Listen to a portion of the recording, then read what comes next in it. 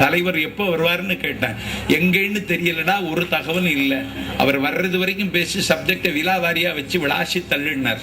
10 மணிக்கு பேச ஆரம்பிச்சேன். அடுத்த நாள் அதிகாலை 7:30 மணிக்கு முடிச்சேன். தலைவன் அப்பந்தான் வந்தான். எங்க போய் விழுந்தானோ, எந்த இடத்துல எழுந்தானோ இவனுக்கு தெரியும். நான் 9:30 மணி நேரம் பேசி முடிச்சுட்டேன். எல்லா பத்திரிகையிலையும் அடுத்த நாள் போட்டுட்டான். 9:30 மணி நேரம் பேசும் பொழுது கூட நான் ஒரு சொட்டு தண்ணி குடிக்கல. சில பேச்சாளர்களுக்கு ஏதாவது இடையில சாப்பிட்டாதான் பேச்சு வரும். நான் எல்லாம் எதுவும் சாப்பிடுறது இல்லை. பேசுறதுக்கு மேடைக்கு வர்றார் பட்டுக்கோட்டை அழகிரிசாமி. அவருக்கு பேரை தான் கலைஞர் இந்த பயலுக்கு வச்சார். அழகிரிசாமி பேரெல்லாம் வைக்கிறதுக்கெல்லாம் ஒரு தகுதி வேணும். நாஞ்சில் சம்பத்து பேசுறேன்னா எனக்கு ஒரு ஆசை இருக்கு. நாளைக்கு என்னுடைய நல்ல நண்பன் திருநெல்வேலி மாவட்ட செயலாளர் சரவணனை ஒரு சட்டமன்ற உறுப்பினராக ஆக்கி பார்க்கணும்னு எனக்கு ஒரு ஆசை இருக்கு. நிஜாம் மாமாவை ஏதாவது ஒரு தொகுதியில் நிறுத்தி வெற்றி பெற வைக்கணும்னு எனக்கு ஒரு வெறி இருக்கு. அரசியல் அதிகாரம் வருகிற பொழுது உயர்ந்த பீடத்தில் என் அண்ணன் சுப்ரத்தனை உட்கார வச்சு பார்க்கணும்னு எனக்கு ஒரு நெஞ்சத்தில் ஒரு ஏக்கம் இருக்கு. எனக்காவது சுயநலம் இருக்கு. அன்னைக்கு சுயநலம் இல்லை.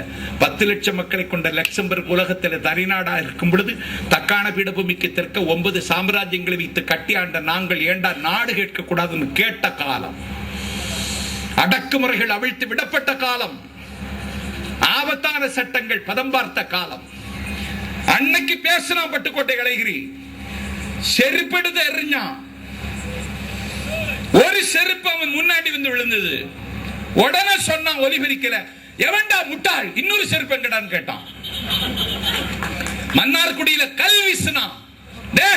கல் வீசி தான் கேட்பீங்களா அப்படின்னு வீசப்பட்ட கல்லை கையில் வாங்கி அவன் எறிஞ்சு பேசினான்.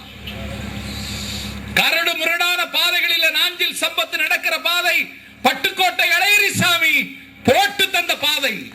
அதனால்தான் அச்சப்படாம பேசிட்டு இருக்க. அவன் பேசினான். மேடைக்கு வருமா கேட்டாங்க, என்ன வேணும் உங்களுக்கு பேசும் பொழுதுன்னு.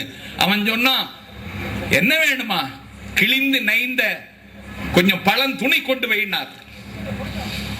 வீட்டுல குத்து விளக்கு ஏற்றுவதற்கு வைத்திருந்த துணியை பெருமாள் அண்ணன் எடுத்துட்டு வர்றாரு. அண்ணிட்ட கேட்டுட்டு பந்து போல சுருட்டி மேசுக்கு மேல கொண்டு வச்சார்.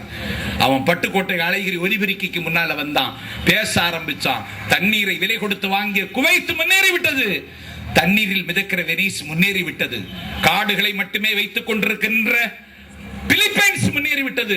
மாடுகளை மட்டுமே வைத்துக் கொண்டிருக்கிற டென்மார்க் முன்னேறிவிட்டது. மீனை மட்டுமே நம்பி காலம் தள்ளக்கூடிய நார்வே முன்னேறிவிட்டது. நிலப்பரப்பை மட்டுமே வைத்திருக்கிற ஆஸ்திரேலியா முன்னேறிவிட்டது. கடிகாரத்தை மட்டுமே நம்பி காலம் தள்ளக்கூடிய சுவிட்சர்லாந்து முன்னேறிவிட்டது. அறிவியலை மட்டுமே ஆதாரமாக வைத்திருக்கிற அமெரிக்கா முன்னேறிவிட்டது. கூட்டுப்பண்டையை மட்டுமே நம்பி இருக்கக்கூடிய சோவியத் ரஷ்யா முன்னேறிவிட்டது. அறிவியலை, மனித உழைப்பை மட்டுமே நம்பி இருக்கக்கூடிய ஜப்பான் முன்னேறிவிட்டது. 2500 மைல் கடல் எல்லை, 2500 மைல் மலை எல்லை, கிழக்கு மேற்காக 2000 மைல், தெற்கு வடக்காக 2000 மைல். உலகத்தின் மொத்த நிலப்பரப்பில் 5.2% உள்ள தீபகற்ப தேசம் இந்தியா.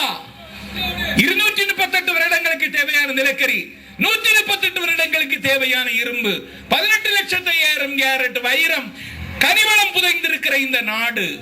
சிந்து, கங்கை, பிரம்மபுத்திரா, கோதாவரி என்று எந்த கோடையிலும் வற்றாமல் ஓடிக்கொண்டிருக்கிற ஜீவ நதிகள்.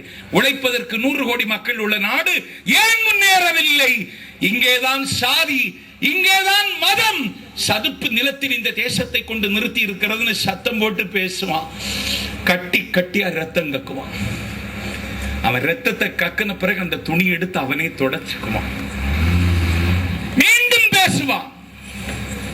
10 லட்சம் மக்களை கொண்ட லக்சம்பர்க் உலகத்தில் தனிநாடாக இருக்கும் பொழுது, சின்னஞ்சிறிய ஜப்பானும் சீர்கெட்ட பர்மாவும் சிங்கப்பூரும் உலகத்தில் தனிநாடாக இருக்கும் பொழுது 9 சாம்ராஜ்யங்களை வைத்திருந்த நான் ஏன் நாடு கேட்கக்கூடாதுன்னு கத்துவான். கட்டி கட்டியா மீண்டும் ரத்தம் கக்குவான். பாரதிதாசன் பாட்டை உணர்ச்சிகரமாக சொல்லி கூட்டத்தை உணர்ச்சிமயமாக்குவான். பாரதிதாசன் பாட்டை உச்சரித்து முடிக்கும் பொழுது ரத்தம் கக்குவான். மீண்டும் அந்த துணி எடுத்து துடைப்பான். அந்த துணி இனிமேல் துடைக்க உதவாது என்கிற நிலைமை வருகிற பொழுது பேச்சை நிறுத்துவான். கையை பிடிச்சிட்டு அவர் இறங்குவார். மேடையிலிருந்து கீழே இறங்குவான்.